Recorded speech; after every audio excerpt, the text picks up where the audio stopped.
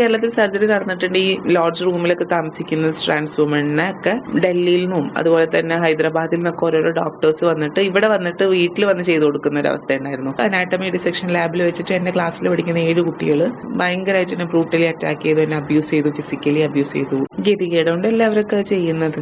എനിക്ക് എന്തായാലും ചെലവിന് അവർക്ക് കൊടുക്കാൻ പറ്റില്ല, എനിക്കൊരാൾക്കും അത് പോയിട്ട് സർജറി ചെയ്ത് കൊടുക്കാൻ പറ്റില്ല. എനിക്ക് എന്റെ ലിമിറ്റേഷൻസ് അറിയാം. ഞാൻ കംപ്ലീറ്റ്ലി ഒരു മെയിലിന്റെയോ ഫീമെയിലിന്റെയോ ജനൈറ്റൽ ഓർഗൻ കൊണ്ടോ ബോഡി ഫിസിക്കൽ കണ്ടീഷനോട് ജീവിച്ച ആളല്ല. ഞാൻ ജനിച്ചിട്ട് 28 ദിവസം കഴിഞ്ഞിട്ടാണ് എന്റെ ജെൻഡർ നിർണ്ണയിക്കുന്നതും. എനിക്ക് അവിടെ ഒരു മൈനർ സർജറി കഴിഞ്ഞിട്ടുണ്ടായിരുന്നു. എന്നെ ഉപദ്രവിച്ച വയലൻസ് ആവുകയും അതിന് അവർക്കെതിരെ ആക്ഷൻ എടുക്കാൻ നിന്നവരും ഞാൻ ജെൻഡർ ഐഡന്റിറ്റി തുറന്നു പറഞ്ഞപ്പോൾ യു ഡിസേർവ് ദിസ്.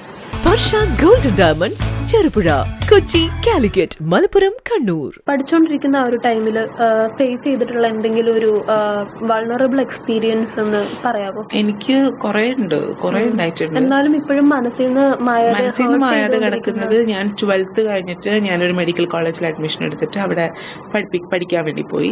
എല്ലാ കുട്ടികളും പോകുന്ന പോലെ പോയി. അപ്പം ആ പോയ സമയത്ത് അനാട്ടമി ഡിസെക്ഷൻ ലാബിൽ വെച്ചിട്ട് എന്റെ ക്ലാസ്സിൽ പഠിക്കുന്ന 7 കുട്ടികൾ 7 ബോയ്സ് കൂടി എന്നെ ബോയ്സ് സിസ്റ്റെൻഡർ എന്ന് പറയാം, സിസ്റ്റെൻഡർ പുരുഷന്മാര് അവന്മാര് ഭയങ്കരമായിട്ട് എന്നെ ബ്രൂട്ടലി അറ്റാക്ക് ചെയ്തു, എന്നെ അബ്യൂസ് ചെയ്തു, ഫിസിക്കലി അബ്യൂസ് ചെയ്തു. എന്നെ ഡ്രസ്സൊക്കെ വലിച്ച് പറിച്ച് കീറി. എനിക്ക് ഇപ്പോഴും ഓർമ്മയുണ്ടായില്ല, ഒരാള് അതിൽ ആദ്യം വന്നിട്ട് എന്റെ കഴുത്തിന് പിടിച്ചിട്ട് ചെറുക്കനുണ്ട്. അവന്റെ കണ്ണ് ഭയങ്കര റെഡിഷ് ആയിട്ട് ഇങ്ങനെ പ്രൊജക്ട് ചെയ്ത് നിൽക്കുകയായിരുന്നു. ദാറ്റ് മീൻസ് അവന് ഈ ഡ്രഗ്സ് ഒക്കെ യൂസ് ചെയ്യുന്നുണ്ടായിരുന്നു. 2015 നടക്കുന്ന കാര്യമാണ്. ഈ പറഞ്ഞ പോലെ ഡ്രഗ്സ് യൂസ് ചെയ്യുന്ന ആളായിരുന്നു. അതൊക്കെ നമ്മൾ പുറത്ത് യൂസ് ചെയ്യുന്നത് ടീച്ചറിനോട് പറഞ്ഞു കൊടുത്തതിന്റെ പേരിലും അങ്ങനെയൊക്കെ ഗ്രഡ്ജസ് വെച്ചിട്ടാണ് എൻ്റെ അടുത്ത് വന്ന പ്രശ്നങ്ങൾ കാണിക്കുന്നത്. അപ്പം ഇത് പറഞ്ഞു കൊടുത്തിരുന്ന വേറെ കുട്ടികളൊക്കെയാണ്. അവരുടെ അടുത്തൊന്നും പോയി ചോദിച്ചില്ല. കാരണം എൻ്റെ അടുത്ത് വന്നു കഴിഞ്ഞാൽ എന്നാ എന്നെ ഇടിക്കാൻ ഈസിയാണ്, എന്നെ അബ്യൂസ് ചെയ്യാൻ ഈസിയാണ്, എൻ്റെ അടുത്ത് വയലൻസ് ആരില്ല എന്നുള്ള കോൺഫിഡൻസ്. അപ്പൊ അത് ഭയങ്കര പ്രശ്നമായിരുന്നു. അപ്പൊ എനിക്ക് സങ്കടം വന്നത്, അതുവരെ എനിക്ക് എല്ലാവരും എന്നെ ചേർത്ത് പിടിക്കുകയും എല്ലാവരും എന്നെ സപ്പോർട്ട് ചെയ്യുകയും അവര് ചെയ്തത്, എനിക്ക് എഗെയിൻസ്റ്റ് അവർ ചെയ്തത്, എന്നെ ഉപദ്രവിച്ച വയലൻസ് ആവുകയും അതിന് അവർക്കെതിരെ ആക്ഷൻ എടുക്കാൻ നിന്നവരും ഞാൻ ജെൻഡർ ഐഡന്റിറ്റി തുറന്നു പറഞ്ഞപ്പോൾ യു ഡിസേർവ് ദിസ്. നീ അടി കൊള്ളേണ്ട ആളാണ്, നീ ഇങ്ങനത്തെ ജെൻഡർ ഐഡന്റിറ്റി ഉള്ളതല്ല, വേണമെങ്കിൽ അവരൊക്കെ പോലെ ബൈനറിക്കകത്തേക്ക് നിൽക്കാൻ പറ്റും. അപ്പൊ അന്ന് തീരുമാനിച്ച കാര്യമാണ്. അവന്മാരെന്ത് പറഞ്ഞു, ഒന്നേ ആണായി ജീവിക്കില്ലേ പെണ്ണായി ജീവിക്കുക എന്നൊക്കെ പറഞ്ഞാണ് എന്നെ അധിക്ഷേപിച്ചിരുന്നത്. അപ്പൊ അന്ന് തീരുമാനിച്ച ഒരു ഡിസിഷനായിരുന്നു അവരെ മുന്നിൽ അവരേലും ഒരു പൊടിക്ക് മേലെ സക്സസ് ആയിട്ട് കാണിക്കുന്നത്. എനിക്ക് വിശ്വാസമുണ്ട് എൻ്റെ അത്ര എഡ്യൂക്കേഷൻ ക്വാളിഫിക്കേഷൻ ഇപ്പം അവർക്കില്ല എന്നുള്ളതാണ്. അതിൽ പലരും കോഴ്സൊക്കെ തോറ്റു, എക്സാം ഒക്കെ എഴുതി തോറ്റിട്ട് ഡ്രോപ്പ് ചെയ്ത് പോയവരാണ്. ഒരു മൂവ് ഇതിന് എഗെയിൻസ്റ്റ് ആയിട്ട് എടുത്തില്ലേ? മീൻസ് കംപ്ലൈന്റ് കൊടുക്കാനോ? ഇത് ഡീൻ കണ്ടോണ്ടിരിക്കുകയായിരുന്നു. PROയും ഡീനും ഒക്കെ ഇടപെട്ടു ഇൻസ്റ്റിറ്റ്യൂഷനിൽ. ആ സമയത്ത് അവർ ആ കുട്ടികളുടെ പേരൻസിനെ വിളിപ്പിച്ചു, അവർക്ക് സസ്പെൻഷൻ ഒക്കെ കൊടുത്തു. ജെൻഡർ ഐഡന്റിറ്റി പറഞ്ഞ മൊമെന്റിൽ അത് അങ്ങനെയാണല്ലേ, ഓക്കെ ഫൈൻ. അപ്പൊ പിന്നെ കുട്ടികൾക്ക് സസ്പെൻഷനൊക്കെ പിൻവലിച്ച് കോളേജിൽ വന്ന് പഠിച്ചോ എന്നൊക്കെ പറഞ്ഞു. അത് അങ്ങനത്തെ അവസ്ഥയാണ്. അന്ന് 2015 അത് അങ്ങനെ ആയിരുന്നു. ഡിഗ്രി ഫസ്റ്റ് ഇയർ പഠിക്കുന്ന സമയത്ത് എനിക്കതായിരുന്നു അവസ്ഥ. ഈ ജെൻഡർ ഐഡന്റിറ്റി റിവീൽ ചെയ്യുന്നതിന് മുൻപും ശേഷമുള്ള ഒരു ലൈഫ്, ജെൻഡർ ഐഡന്റിറ്റി റിവീൽ ചെയ്യുന്നതിന് മുന്നേ എനിക്ക് തോന്നുന്നു ഭയങ്കര ബുദ്ധിമുട്ടായിരുന്നു. ലൈക്ക് അത് നമ്മൾ ഉള്ളിൽ അടക്കി പിടിച്ച് വെച്ചിരിക്കുന്ന ഒരു സംഗതിയല്ലേ അത് പുറത്തേക്ക് നമ്മൾ എന്താണെന്ന് പറയാണ്ട് നമ്മൾക്ക് നമ്മളായിട്ടേ നിൽക്കാൻ പറ്റുള്ളൂ. ബാക്കിയൊക്കെ അഭിനയമായി പോകും. അപ്പം അഭിനയിച്ച് എനിക്ക് നിൽക്കാനുള്ള ഒരു പ്രിവിലേജ് അല്ലെങ്കിൽ ഒരു സ്പേസ് എനിക്ക് ഉണ്ടായിരുന്നില്ല. ഞാൻ ആഗ്രഹിച്ചിരുന്നില്ല.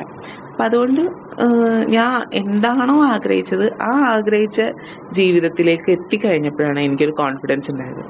നമുക്ക് എല്ലാ മനുഷ്യന്മാർക്കും വേണ്ടത് സെൽഫ് കോൺഫിഡൻസ് ആണ്.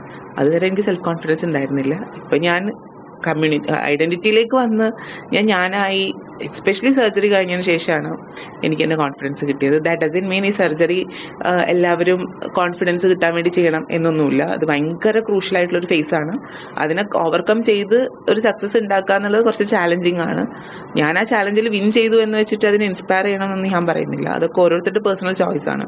ബട്ട് എൻ്റെ പേഴ്സണൽ കാര്യത്തിൽ നോക്കുകയാണെങ്കിൽ എനിക്ക് മാൻഡേറ്ററി ആയിരുന്നു സർജറി ചെയ്യുക എന്നുള്ളത്. കാരണം ഞാൻ കംപ്ലീറ്റ്ലി ഒരു മെയിലിൻ്റെയോ ഫീമെയിലിൻ്റെയോ ജനൈറ്റൽ ഓർഗൻ കൊണ്ടോ ബോഡി ഫിസിക്കൽ കണ്ടീഷനോട് ജീവിച്ച ആളല്ല. ക്രോമസോമൽ ഡിഫറൻസസ് ഉണ്ട്. അതുപോലെ തന്നെ ഞാൻ ജനിച്ചിട്ട് 28 ദിവസം കഴിഞ്ഞിട്ടാണ് എൻ്റെ ജെൻഡർ നിർണ്ണയിക്കുന്നതും എനിക്ക് അവിടെ ഒരു മൈനർ സർജറി കഴിഞ്ഞിട്ടുണ്ടായിരുന്നു, ഒരു ദശ റിമൂവ് ചെയ്യുന്നത്. അപ്പൊ അങ്ങനത്തെ ജന്മനാൽ അങ്ങനെ ഒരു സിറ്റുവേഷൻ ഉണ്ടായതുകൊണ്ട് എനിക്ക് സർജറി മാൻഡേറ്ററി ആയിരുന്നു. അപ്പൊ എനിക്കെന്റെ സർജറി കഴിഞ്ഞ് ആഫ്റ്റർ കെയർ ഒക്കെ കഴിഞ്ഞ് ഓക്കെ ആവുന്നതിന് ശേഷം ആയതിനു ശേഷമാണ് ഞാൻ ശരിക്കും ഈ പറഞ്ഞ യൂറിനറി പ്രശ്നങ്ങളൊക്കെ എനിക്ക് നിൽക്കുന്നത്. ചെറുപ്പം മുതലേ എനിക്ക് എപ്പോഴും യൂറിനറി പ്രശ്നങ്ങളും ഡിഫൈൻഡ് അല്ലാത്ത ഡെവലപ്ഡ് അല്ലാത്ത ഒരു ഓർഗണൊക്കെ ആയതുകൊണ്ട് അതിൻ്റെതായ ബുദ്ധിമുട്ടുകളുണ്ടായിരുന്നു. സർജറി കഴിഞ്ഞപ്പോൾ അതൊക്കെ എനിക്ക് മാറി. പക്ഷെ എൻ്റെ ശരീരം പോലെ ആവണമെന്നില്ല വേറൊരു ഈ ട്രാൻസ് പേഴ്സന്റെ ശരീരം എന്നുള്ളതാണ്. ആ ഒരു ടൈമിലൊക്കെ ഒരുപാട് വർഷങ്ങൾക്ക് മുൻപല്ലേ സർജറി കഴിഞ്ഞ? 10 വർഷം. കേരളത്തില് സർജറി ചെയ്യാനുള്ള ഫെസിലിറ്റീസ് ഉണ്ടായിരുന്നില്ലല്ലോ? അന്ന് ഉണ്ടായിരുന്നില്ല.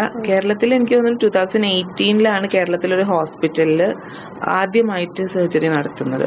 അതിനു മുന്നേ കേരളത്തിൽ സർജറി നടന്നിട്ടുണ്ട്. ഈ ലോഡ്ജ് റൂമിലൊക്കെ താമസിക്കുന്ന ട്രാൻസ് വുമണിനൊക്കെ ഡൽഹിയിൽ നിന്നും അതുപോലെ തന്നെ ഹൈദരാബാദിൽ നിന്നൊക്കെ ഓരോരോ ഡോക്ടേഴ്സ് വന്നിട്ട് ഇവിടെ വന്നിട്ട് വീട്ടിൽ വന്ന് ചെയ്ത് കൊടുക്കുന്ന ഒരു അവസ്ഥ ഉണ്ടായിരുന്നു, എക്സ്ട്രാ പേയ്മെന്റ് കൊടുത്തു കഴിഞ്ഞാൽ. സേഫ് ആണോ? സേഫേ അല്ല, ഒട്ടും സേഫ് അല്ല. വീട്ടിലൊക്കെ വന്നിട്ട് സർജറി ചെയ്ത് കൊടുക്കുക എന്നൊക്കെ പറഞ്ഞു കഴിഞ്ഞാൽ ആലോചിച്ച് നോക്കി എത്രത്തോളം ഉണ്ടെന്ന്. അപ്പം അത് മാറിയത്, അല്ലെങ്കിൽ അങ്ങനത്തെ ഒരു അവസ്ഥ മാറിയത് 2018. 2018 മെഡിക്കൽ പ്രോട്ടോകോൾ വന്നു.